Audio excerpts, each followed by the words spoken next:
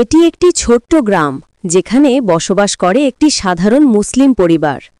এই পরিবার থেকেই আমরা শিখব জীবনের অনেক মূল্যবান শিক্ষা কুরআন ও হাদিসের আলোকে।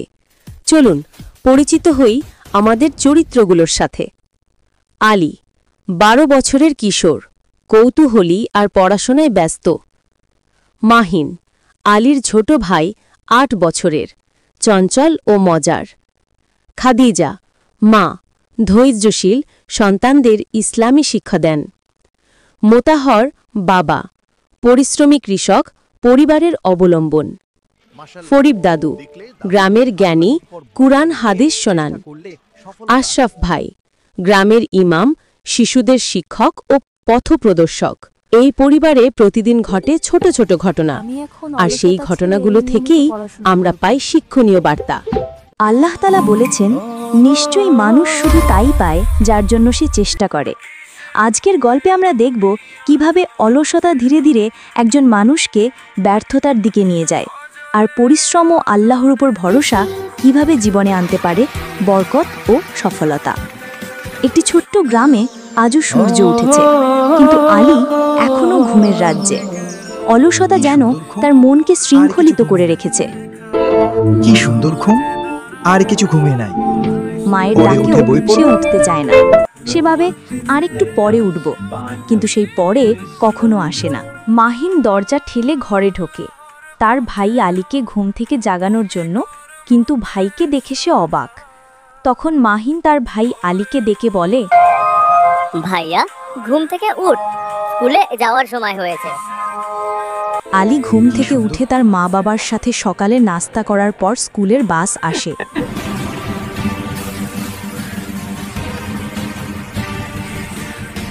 ভাইয়া, স্কুল বাস এসে গেছে, চালু করে আজকে তুমি আমাদের স্কুল বাসকে থামতে বলো। মাহিন গাড়িতে ওঠার সময় ডান পা দেবে এবং গাড়িতে ওঠার দোয়া পড়বে। বাসে করে সেও তার ভাই স্কুলে যেতে রওনা হয়। বাসের ভিতরে সকল স্কুল ছাত্ররা বসে মজার কবিতা বলছিল, আনন্দ করছিল, কিন্তু আলী অলসভাবে জানালার পাশে বসে সে সবুজ ফসলের মাঠ দেখছিল। তখন মাহিন তাকে জিজ্ঞাসা করে, ভাইয়া, তুমি কি আজকে স্যারের হোমওয়ার্ক করে নিয়ে এসেছো? তখন আলী অলসভাবে মাহিনকে জবাব দেয় যে, ভেবেছিলাম আমি ঘুম থেকে উঠে করে নিব সকালবেলায়, কিন্তু ঘুমিয়ে থাকার কারণে হোমওয়ার্কটা শেষ করতে পারিনি, তবে আগামীকাল করে নিয়ে আসব। আর বাস কিছুক্ষণ যাওয়ার পর তাড়াতাড়ি স্কুলে গিয়ে পৌঁছায়। তখন মাহিন, আলী অন্য ছাত্রদের সাথে বাস থেকে নেমে তাড়াতাড়ি স্কুলের ভিতরে প্রবেশ করতে থাকে। ক্লাসরুমের সকল ছাত্রছাত্রী পড়ছে। তখন ক্লাসরুমের শিক্ষক এলো এবং সকল ছাত্রছাত্রীদের দেওয়া টাস্কগুলো ছাত্রছাত্রীদের কাছ থেকে নিচ্ছিলেন। আর তখন আলী বিনা মনোযোগে খোলা কপিতে আগ্রহহীনভাবে শিক্ষককে দিল। আর তখন আলীর শিক্ষক বলল আলীকে, আলী, তুমি তো টাস্ক করনি, তুমি কেন তোমাকে দেওয়া টাস্ক পূরণ করে আনোনি? শিক্ষকের কথা শুনে আলী মাথা নিচু করে বসে থাকে, কোনো জবাব দিতে পারে না। কিছুক্ষণ পর স্কুল ছুটি হয়। সকল ছাত্রছাত্রীরা বাড়িতে যেতে শুরু করে। আলীও তার বাড়ি ফিরে আসে বাসে করে। সন্ধ্যা হয়ে এলো।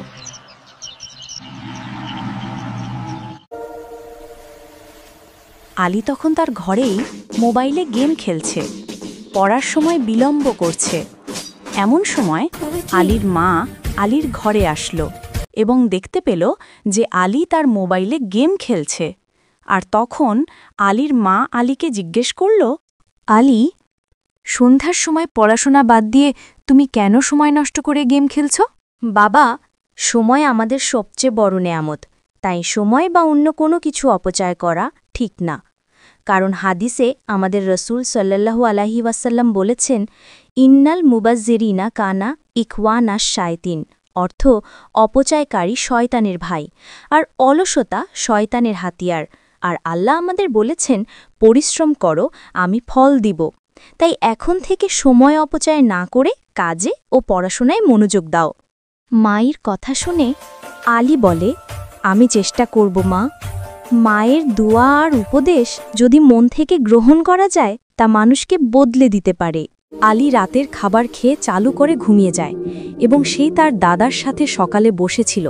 তখন তার দাদা তাকে জিজ্ঞাসা করে, আলী, তোমার মা আমাকে তোমার সম্পর্কে নালিশ দিল, বলল যে তুমি নাকি অলসতা করছো, পড়াশোনা বাদ দিয়ে মোবাইলে গেম খেলো। অলসতা করা ভালো না, সময় নষ্ট করো ভালো না।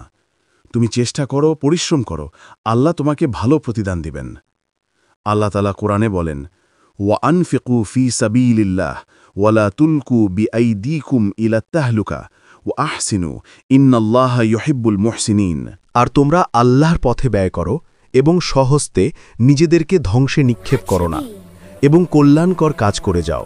নিশ্চয়ই আল্লাহ কল্যাণকারীদেরকে মুহসিনিন ভালোবাসেন। তখন আলী তার দাদার কথা শুনে বলল, ঠিক আছে দাদা, আমি এখন থেকে আল্লাহর উপর ভরসা করব এবং চেষ্টা ও পরিশ্রম করব, পড়াশোনায় ভালো করে মনোযোগ দিব। আলী এরপর থেকে তার মায়ের বলা হাদিস এবং তার দাদার কোরআনের আয়াত মনে করে এবং সে তার পড়ায় মনোযোগ দেয় এবং সে তার পড়ার রুটিন তৈরি করে। এভাবে সে তার অলসতা কাটিয়ে সে যেন ভালো ফলাফল করতে পারে। এভাবে দিন কাটে এবং আলীর চেষ্টা এবং পরিশ্রমের কারণে সে তার ক্লাসের সেরা ছাত্র হয়। আজকের গল্প থেকে আমরা শিখলাম, অলসতা আমাদের সময় নষ্ট করে, কিন্তু পরিকল্পনা ও পরিশ্রম আমাদেরকে সফলতার পথে নিয়ে যায়। আমরা প্রতিদিন একটু একটু করে কাজ করলে আল্লাহর হেদায়েত ও নেক ফল আমাদের অর্জন হবে। প্রিয় বন্ধুরা, আমাদের ভিডিওটি ভালো লাগলে লাইক, কমেন্ট এবং শেয়ার করুন, আর আমাদের চ্যানেলের সাথে যুক্ত হয়ে যান এরকম সুন্দর সুন্দর ইসলামিক ভিডিও দেখার জন্য।